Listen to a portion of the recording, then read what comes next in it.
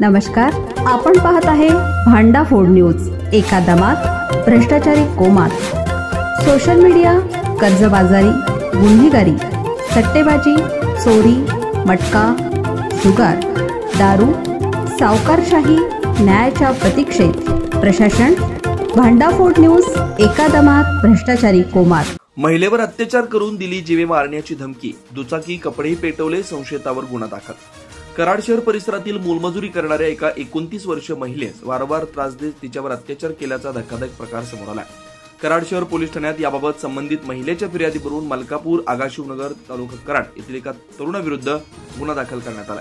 या घटनेची माहिती मिळताच कराड शहर पोलीस ठाण्याचे वरिष्ठ पोलीस निरीक्षक राजू तहसीलदार यांच्या सहकार्याने घटनास्थळी भेट देत कठोर पावलं उचलले। याबाबत कराड शहर पोलीस ठाण्यातील अंमलदारांकडून मिळालेली माहिती अशी, संबंधित पीडित फिर्यादी महिलेने दिलेल्या तक्रारीनुसार एप्रिल 2025 पासून आरोपीने तिला वारंवार लग्नासाठी त्रास देण्यास सुरुवात केली होती। मे महिन्यात आरोपीने तिच्यावर अत्याचार करत जीवे मारण्याची धमकी दिली। या घटनेनंतरही आरोपीचा त्रास थांबला नाही। 4 ऑगस्ट रोजी आरोपीने पीडितीच्या वडिलांची दुचाकी जाळून टाकली, घरातील वस्तूंचं नुकसान करून पुन्हा शिवीगाळ करत धमकी दिली। त्यानंतर पीडितेने मंगळवारी 5 ऑगस्ट रोजी रात्री 8 वाजता कराड शहर पोलीस ठाण्यात या प्रकरणी फिर्याद दिली। त्यानुसार आरोपीवर गुन्हा दाखल करण्यात आलाय। अधिक तपास कराड पोलीस करतात।